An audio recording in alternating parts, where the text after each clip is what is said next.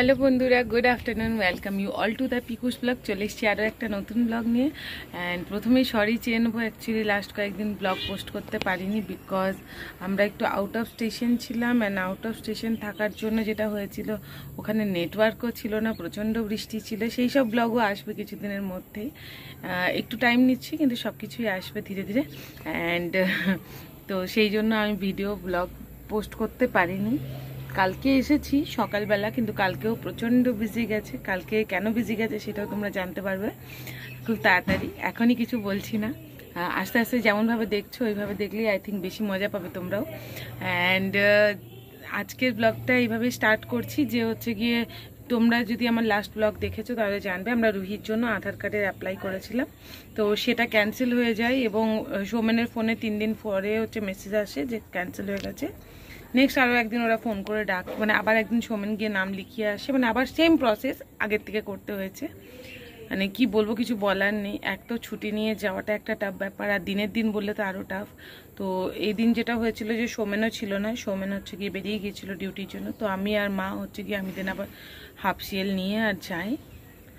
And then মোটামুটি প্রসেসটা হয়। অ্যান্ড আপাতত কোনো অসুবিধা হয়নি এখনও অবধি। তো আশা করছি হয়ে যাবে সেটার জন্য। তো সেই নিয়েই ব্লগটা। সেদিন যখন যাচ্ছিলাম খুব রাগ হচ্ছিল, স্বাভাবিক, যদি একটা কাজের জন্য যদি বারবার যেতে হয় কেমন লাগে বলো। যাই হোক, তোমরা ব্লগটা এনজয় করো, আশা করছি তোমাদেরও ভালো লাগবে। অ্যান্ড প্রচণ্ড হাওয়া দিচ্ছে, দেখো এই পাশের ওয়েদারটা খুব সুন্দর। লাস্ট দিন হচ্ছে কি আমাদের আধার কার্ড হয়নি, আজকে আবার যেতে হচ্ছে। একদম কি বলবো, কিছু যাচ্ছে তাই কাণ্ড। একটা মোবাইল দোকানেও হচ্ছে একেবারে বায়োমেট্রিক হয়ে যায়, কিন্তু আধার সেন্টারে পরে মেসেজ আছে যে বায়োমেট্রিক ফেল। আমার আজকে প্রচুর বাবা বাবা বলছে। একবার বল দেখি, বলো রে। আর বলবে না, যখন ভিডিও অন করবো তখন আর নেই।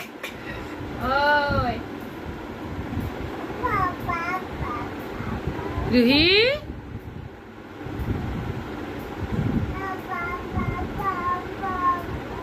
মজা পেয়েছে বলতে। এবার দাদা দাদা বলো দেখি, দাদা দাদা দাদা। ফাইনালি আজকে 2 দিন পরে গাছগুলো নিয়ে বসছি, দেখি কতটা কি করতে পারি। টব কিনে এনেছি, এখানে মাটি রেডি করে নিয়েছি, ভার্মি কম্পোস্ট, গার্ডেন সয়েল, তার সাথে অল্প একটু বালি, ডিমের খোসা, নিমখোল, কোকোপিট দিয়ে। কোকোপিটটা উগাও থেকে নিয়েছিলাম, বেশ ভালো। অ্যান্ড সরি, দেখি কতদূর কি করতে পারি।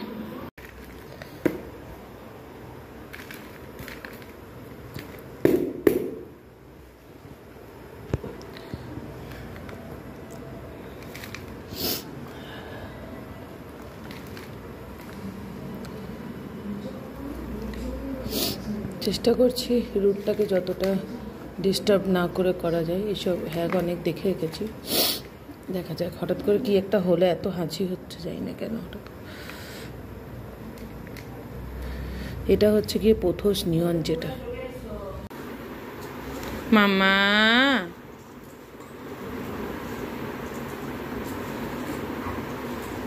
একটু আদর করতে দাও সামারু।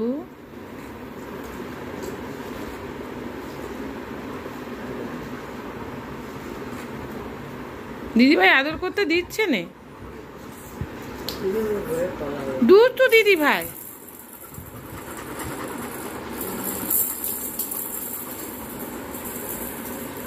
দিদিভাই লেজ ধরে ঝুলে যা, লেজটা ধরে দেয়, তাহলে দেখবি দিদিভাই যেমন যাবে তোকে এরকম নড়িয়ে নড়িয়ে নিয়ে যাবে। তারপর আমরা একটু সুচেতার রুমে গিয়েছিলাম। আর সুচেতার রুমে গেলে মাম্মাম জাস্ট এইভাবেই অ্যাটাক করে। ওর সমস্ত জিনিসগুলোকে নামাবে, সেগুলোকে চাটবে, ধরবে, খাবে, মানে যাচ্ছে তাই করে। তুমি কিছু বলছো? কিছু বলবে? এইটা কি? এটা কি জিনিস? আজকে নাইতে তুমি কি ডিনার করেছো? সবাইকে একটু বলে দাও। বলবে না মাম্মা? বলি দাও কি ডিনার করেছো। কিরম করে বিটরুট রায়তাটা তুমি হাম হাম করে খেয়ে নিলে, আলিয়া ভাত স্টাইলে, সেটা বলে দাও।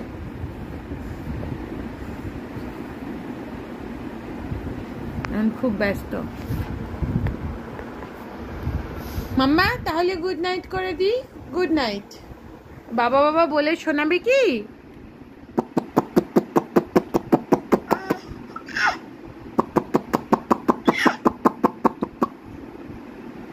বা বা বা বা বা বা বা। আজকে ডিউটি থেকে এসে দেখলাম হচ্ছে গিয়ে মাম্মাম টাটা করতে শিখে গেছে, আর আমার এত ইমোশনাল ফিল হয় এগুলো দেখলে। আমি জানি না, মানে আমার শুধু মনে হয় আমি যেন কিছু মিস না করে যাই। টাটা টাটা টাটা করে দাও, টাটা।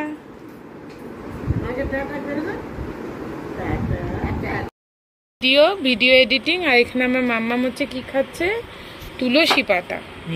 প্রথমে ঘাস খাচ্ছিল, ঘাস থেকে এখন তুলসী পাতায় পরিণত হয়েছে। না, তুলসী পাতা খাও।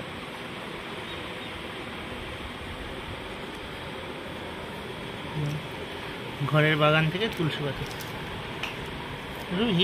তুলসী পাতাটা ইয়ে না, ঝাল। তো এখানে আমার বরবটি গাছগুলো বেরিয়ে গেছে, দেখো। এখানে পুঁই কুমড়ো একসাথে, এখানে কুমড়ো, নিচে টমেটো। আর দেখো এখানে দেখবে, এসো এখানে, এগুলো কি পালক শাক। আর এখানে আমি বুঝতে পারছি না, এখানে আমার এটা এরকম খুঁড়ে কি করে গেল।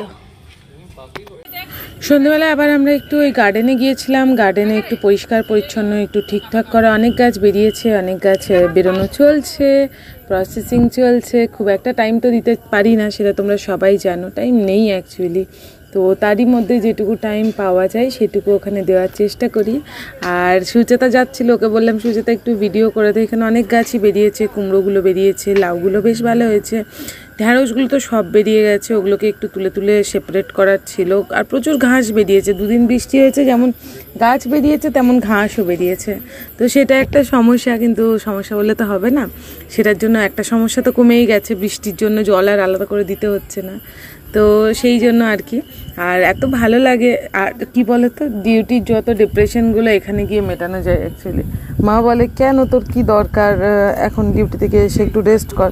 কিন্তু বিশ্বাস করো, ডিউটি থেকে এসে এত বেশি সাফোকেটেড লাগে তখন না, মানে এই বাগানে গেলেই শুধু মনটা বেশ ভরে যায়। তো সেটাই করছিলাম। আর এখানে অভিজিৎদা আমার সাথে ঝগড়া করছিল, দেখো অ্যাজ ইউজুয়াল।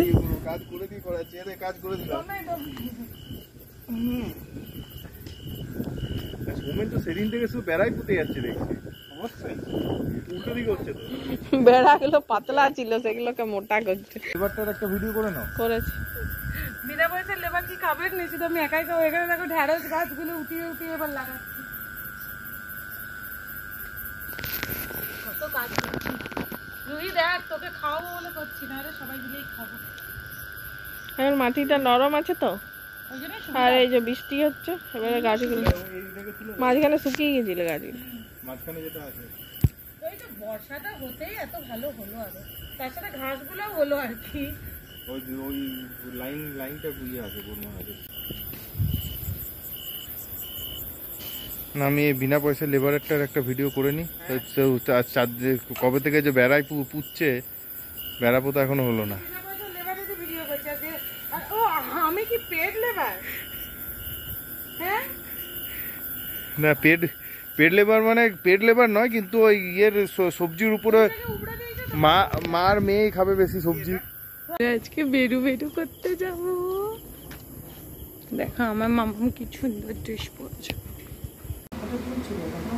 আমরা এখন এসছি হচ্ছে গিয়ে দিদার চোখটা ভালো আছে বলেছে, সেই সেলিব্রেট করতে।